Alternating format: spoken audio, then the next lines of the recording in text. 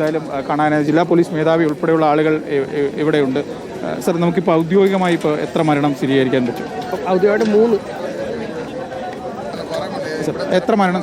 3 എണ്ണം നമ്മളിപ്പോൾ സ്ഥിരീകരിച്ചിട്ടുണ്ട്. ബാക്കി 4 പേര് അണ്ടർ ട്രീറ്റ്മെൻറ്റിലാണ്. അപ്പോൾ അതിൽ ഒരു കുട്ടിയെ മെഡിക്കൽ കോളേജിൽ കൊണ്ടുപോയെന്ന് പറയുന്നുണ്ട്. അപ്പോൾ എന്തായാലും അത് ഞങ്ങൾ വെരിഫൈ ചെയ്ത് അവിടെ ഇട്ടിട്ടുണ്ട്. ഞാൻ അങ്ങോട്ട് പോകുന്നുണ്ട് ഇത് കഴിഞ്ഞ്. സർ, ഈ നാട്ടുകാരൊക്കെ തന്നെ പറയുന്നത് ടിപ്പർ അമിത വേഗത്തിലായിരുന്നു എന്നൊക്കെ പറയുന്നുണ്ട്. അപ്പോൾ നമ്മൾ അതുമായി ബന്ധപ്പെട്ട് പരിശോധന നടത്തുന്നുണ്ട്. അപ്പോൾ നമ്മൾ ഓരോരുത്തരുടെ സ്റ്റേറ്റ്മെൻറ്റ് എടുത്ത് നമ്മളിത് നോക്കട്ടെ. CCTV വിഷ്വൽസ് ഉണ്ടെങ്കിൽ അത് നോക്കിയിട്ട് നമ്മൾ റൂറൽ പരിധിയിൽ ഈ ടിപ്പറുകളുടെ അമിത വേഗത ആ പ്രശ്നം അന്ന് ജില്ലാ പോലീസ് പ്രത്യേകമായിട്ട് നോക്കുന്നുണ്ട്. അതിനെക്കുറിച്ച് നമ്മൾ നോക്കുന്നുണ്ട്. അതിന് പ്രത്യേക ടൈമിംഗ് ക്രമീകരിച്ചിട്ടുണ്ട്. അപ്പോൾ അത് അല്ലാത്ത സമയത്ത് ഉടനെല്ലാം നമ്മൾ പിടിക്കാനുള്ള ഏർപ്പാട് ചെയ്തിട്ടുണ്ട്. ടൈമിംഗിലേക്ക് എത്തുന്നതിന് മുമ്പ് ഇത് തീർക്കാനുള്ള ഒരു ഓട്ടപ്പാച്ചിലിനിടയിൽ പറ്റിയ അപകടം ശ്രദ്ധിക്കുന്നുണ്ട്. ഇവിടെ നിന്ന് മറ്റൊരു ടിപ്പർ ലോറിയിലേക്ക് മാറ്റുകയാണ്. കൂടുതൽ പേർ അപകടത്തിൽപ്പെട്ടില്ല എന്നത് ആശ്വാസം നൽകുമ്പോഴും 3 മരണം അത് വലിയ ഞെട്ടലാണ്. 4ഓളം പേർ ചികിത്സയിൽ കഴിയുന്ന സാഹചര്യമുണ്ട്. ജയശങ്കരി, അപകടം നടന്ന അല്പസമയത്തിനകം തന്നെ രക്ഷാപ്രവർത്തനം ആരംഭിക്കാൻ കഴിഞ്ഞു? അതോ ഫയർഫോഴ്സ് എത്തിയതിനു ശേഷം മാത്രം നീക്കാൻ കഴിയുന്ന സാഹചര്യത്തിലായിരുന്നോ ഈ കുഞ്ഞുങ്ങളടക്കമുള്ളവർ?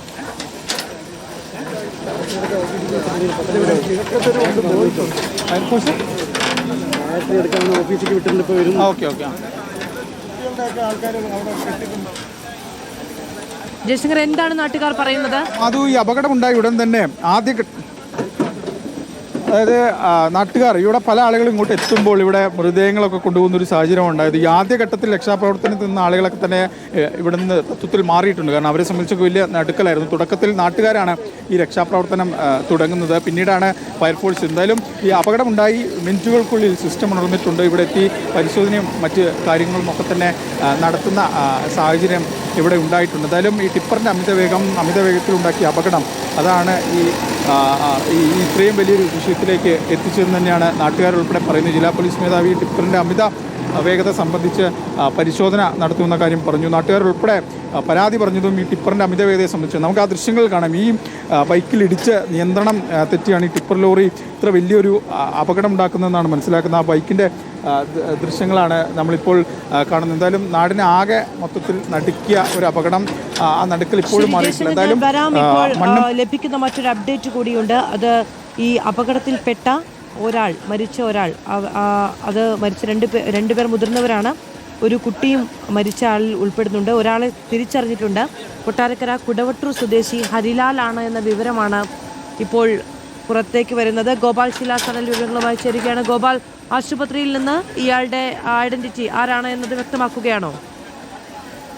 അതെ ബാബു, ഇപ്പോൾ ഈ മരണപ്പെട്ട ആളുടെ വിവരം ലഭിച്ചിരിക്കുകയാണ്. അതായത് കൊട്ടാരക്കര കുടവട്ടൂർ സ്വദേശിയായ 54-കാരൻ ഹരിലാലാണ് മരിച്ചത് എന്നതാണ് നമുക്ക് പോലീസ് കൺട്രോൾ റൂമിൽ നിന്നും ആശുപത്രിയിൽ നിന്നും സ്ഥിരീകരിക്കാൻ കഴിയുന്ന വിവരം. അതിനോടൊപ്പം തന്നെ ഈ ടിപ്പർ ലോറിയുടെ ഡ്രൈവർ ഇത്തരത്തിൽ ഈ ആശുപത്രിയിൽ ചികിത്സയിലാണ് ഉള്ളത്.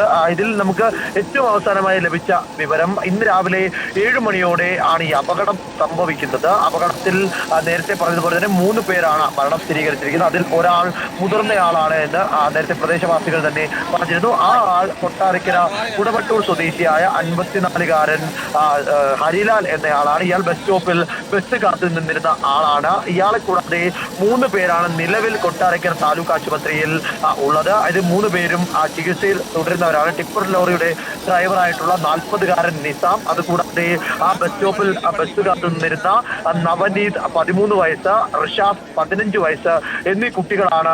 ആ കുട്ടികളടക്കം 3 പേർ നിലവിൽ കൊട്ടാരക്കര താലൂക്ക് ആശുപത്രിയിൽ ചികിത്സയിൽ കഴിയുന്നു. ഈ 3 പേർക്കും അത്ര സാരമായ പരിക്കില്ല എന്നതാണ് നമുക്ക് പ്രാഥമികമായി അറിയാൻ സാധിക്കുന്ന വിവരം.